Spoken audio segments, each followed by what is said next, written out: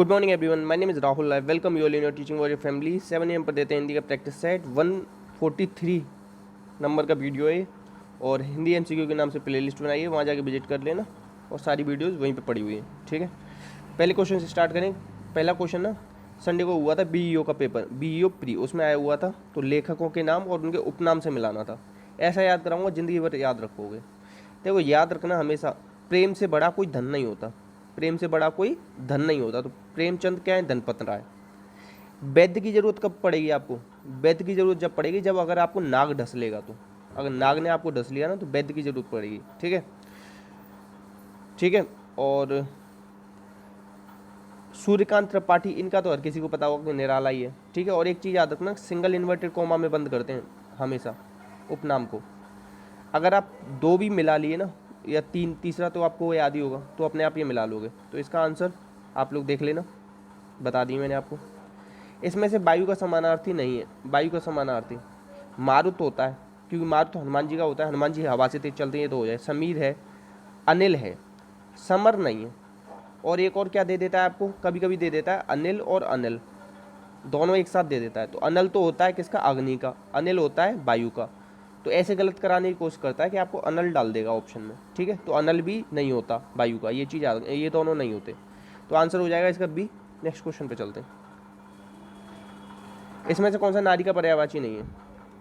देखो, वनिता तो होता है, बिनाता नहीं होता, बिनाता नहीं होता, इस चीज़ को याद रखो। कामिनी, रमणी, ये मुझे नहीं पता थे, मगर मुझे ये पता था कि वनिता होता है।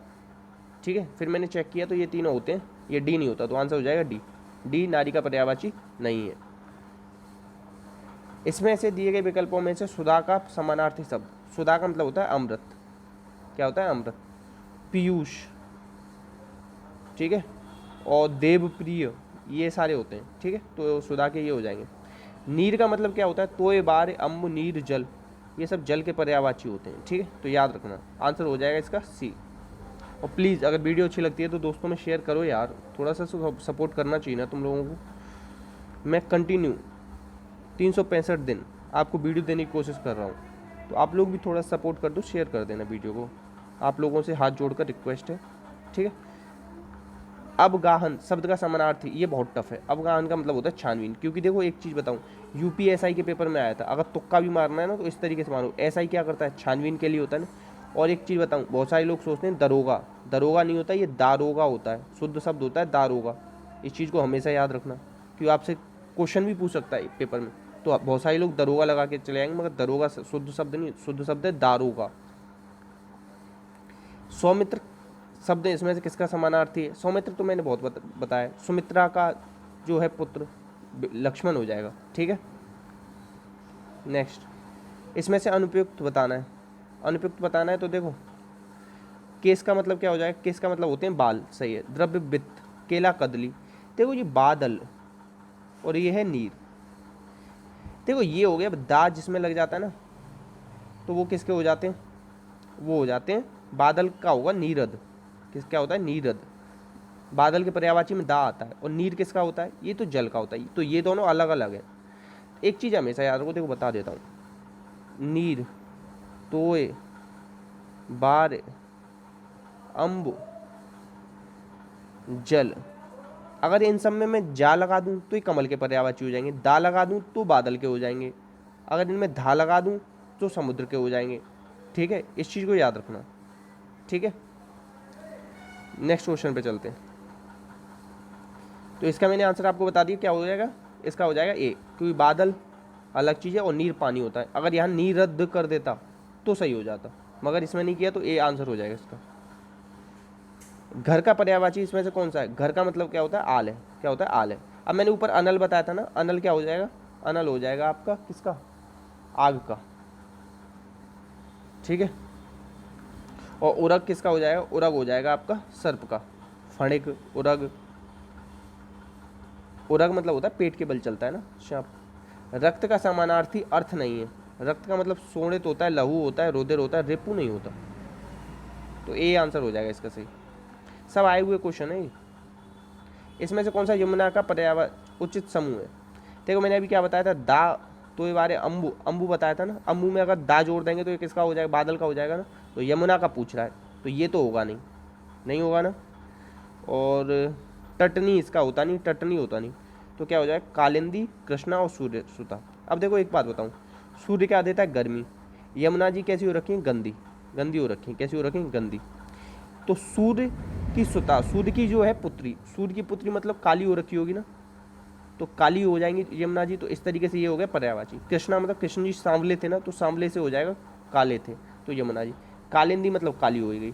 और यमुना प्राधिकरण आया था आपका 1993 में, इस चीज़ को याद रखोगे, ठीक है। और गंगा प्राधिकरण आया था 1985 में। गंगा निकलती है ये गौमुख ग्लेशियर से, और ये निकलती है यमुनोत्री ग्लेशियर से, ठीक है। इन चीज़ों को एक्स्ट्रा फैक्ट्स भी देखते जाया करो।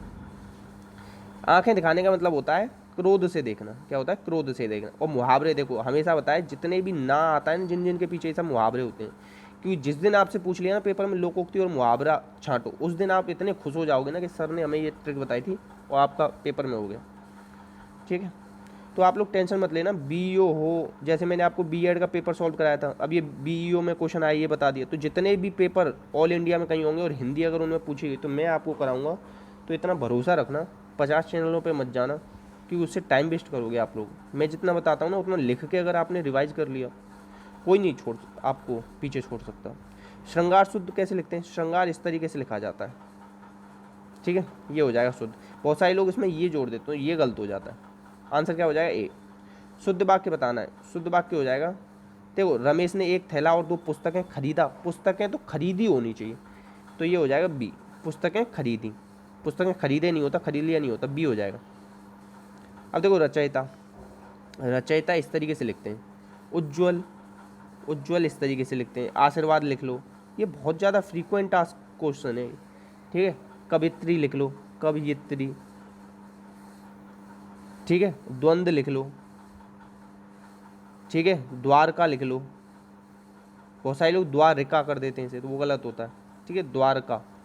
और मंत्रिमंडल लिख लो, मंत्रिमंडल, छोटी ई की मात्रा आती है, बड़ी की दे देता है आपको पेपर में, इस तरीके से गलत कराता है, ठीक है।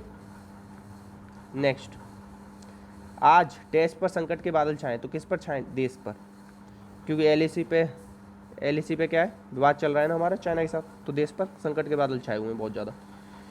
वहाँ मोहन के डैश कोई नहीं था, मोहन के अलावा कोई नहीं था, सी हो जाएगा। उद्देश्य और विधेय किसके अंग होते हैं, उद्देश्य और विधेय अंग होते हैं वाक्य के, किसके अंग होते हैं वाक्य। राम बाजार जाता है, राम बाजार जाता है, तो राम तो क्या हो गया उद्देश्य, विधेय हो गया बाजार जाता है, ठीक है। और वाक्य आपके रचना के आधार पर 3 होते हैं, सरल संयुक्त मिश्र। अर्थ के आधार पर आपके 8 होते हैं, 8 किसके आधार पर होते हैं, अर्थ के आधार पर। शब्द आपके कितने होते हैं, उत्पत्ति के आधार पर तत्सम तद्भव देशज विदेशज, और रचना के आधार पर रूढ़ यौगिक योग रूढ़, ठीक है। आंसर हो जाएगा इसका 40 का ए। नेक्स्ट हो जाएगा उपकूल में कौन सा समास है, तो उपकूल में आपका क्या दे रखा है, उप दे रखा है ना, तो क्या हो जाएगा इसका अव्ययीभाव समास। पहला पद प्रधान होता है या पूर्व पद प्रधान होता है, इस तरीके से आता है। कभी भी इसके एग्जाम्पल्स का बहुवचन नहीं बनता, और जिनमें पर दे रखा, वो पार दे रखा हो, जमुना पार, हिमालय पार, गंगा पार, वो हमेशा ही अव्ययीभाव का एग्जाम्पल होगा, याद रखना। द्वंद्व में दोनों पद समास, दोनों पद आपके क्या होते हैं, प्रधान होते हैं, और बीच में योजक चिन्ह लगता है या और लगता है, माता पिता भाई बहन इस तरीके से, ठीक है। द्विग किसका पार्ट होता है, तत्पुरुष का भाग होता है। द्विग में पहला पद संख्यावाचक होता है, तत्पुरुष में दूसरा पद या उत्तर पद प्रधान होता है, याद रखना। और इसके 2 तरीके होते हैं, समानाधिकरण और व्याधिकरण। तत्पुरुष समानाधिकरण में द्विग और कर्मधारय आ जाते हैं, फिर व्याधिकरण में 6 तरीके के आपके कारक चिन्ह आ जाते हैं, वैसे कारक चिन्ह हिंदी में आपके 8। द्विग समास किसमें है, अब इसमें नवग्रह 9 ग्रह। अगर देखो ये बहुत सारी चीज़ें ऑप्शन के अकॉर्डिंग होती है, अगर इसमें बहुब्री दे रखा होता है ना तो बहुब्री भी होता है नवग्रह में, मगर यहाँ पर तो दे ही नहीं रखा। माता पिता इसमें योजक चिन्ह है ना, ये तो द्वंद्व हो जाएगा, बता यथाशक्ति, शक्ति के अनुसार, ये क्या हो जाएगा अव्ययीभाव हो जाएगा। पीताम्बर, पीताम्बर के किसको कहते हैं, कृष्ण जी को कहते हैं, तो ये हो जाएगा बहुब्री। आंसर हो जाएगा इसका सी। समास का अर्थ होता है संक्षेप, क्या होता है संक्षेप। समास का विलोम क्या होता है, व्यास। समास का विलोम क्या होता है, व्यास, याद रखना, ठीक है। नेक्स्ट, प्रत्युत्पन्नमति में कौन सा उपसर्ग है, इसमें प्रति है, क्या है प्रति, धन उत्पन्न धनमति, आंसर हो जाएगा सी। उपसर्ग कहाँ लगते हैं, आगे लगते हैं, कहाँ लगते हैं, आगे, या शब्द के आदि में लगते हैं। संस्कृत में 22 उपसर्ग हैं, इतना याद रख लो, और उपसर्ग क्या होते हैं? शब्दांश होते हैं। और मुहावरे क्या होते हैं? वाक्यांश होते हैं। सावधान प्लस ई, सावधान प्लस ई, सावधानी, सावधान प्लस ई, सावधानी। प्रत्यय कहाँ लगते हैं? आपके पीछे लगते हैं। दो तरीके के होते हैं, कृत और तद्धित। कृत प्रत्यय 5 प्रकार के होते हैं फिर, और तद्धित प्रत्यय 8 प्रकार के। और टोटल कृत प्रत्यय आपके कितने? 28। ये सारे फैक्ट पूछे गए। कृत प्रत्यय क्रिया में लगते हैं या धातु में लगते हैं, ये भी पूछा गया है। तद्धित प्रत्यय संज्ञा सर्वनाम में लगते हैं। सारे पूछे हुए चीज़ें बता रहा हूँ मैं आपको। इसमें से कौन से में एक में प्रत्यय लगाऊँ? जादू प्लस घर, जादू, सॉरी, जादू प्लस घर, जादूगर। कई बार पूछा ये क्वेश्चन, लिख लेना अपनी कॉपी में, बहुत ज़्यादा इंपॉर्टेंट है। इसमें से किसमें उपसर्ग नहीं है? अ प्लस सुरक्षित, असुरक्षित। सु प्लस आगत, स्वागत। ठीक है। अप प्लस प्रति प्लस आश्रित, इसमें तो दो हैं। ठीक है। स्वार्थ में उपसर्ग नहीं है। ठीक है, तो आंसर हो जाएगा डी। किसमें उपसर्ग नहीं है? डी। उपसर्ग आपके कितने होते हैं संस्कृत में? 22 होते हैं। ठीक है। प्लीज़ अगर वीडियो अच्छी लगी हो तो शेयर कर देना आज। ठीक है, यहीं तक आपका प्रैक्टिस सेट था। इसी के साथ ये वीडियो को समाप्त करते हैं और आप लोगों से हार्टली रिक्वेस्ट करते हैं कि आप लोग इस वीडियो को शेयर करेंगे ज़्यादा से ज़्यादा। यूपीएसआई वालों को बता दो, लेखपाल के लोगों को बता दो जो भी तैयारी कर रहा है, या टीचिंग एग्जाम्स की जो कर रहा है वो बता दो, या जिसका बीईओ पेपर अच्छा हुआ हो, तो अगर वो मेंस की तैयारी कर रहा है तो हिंदी के अंदर कहीं पे भी कोई भी एग्ज़ाम हो रहा है ऑल इंडिया में हिंदी का, तो उससे कह देना कि हिंदी यहाँ से पढ़ ले, फुल स्कोर की गारंटी हमारी। ठीक है। इसी के साथ अपना और अपनों का ध्यान रखना। जय हिंद, जय भारत।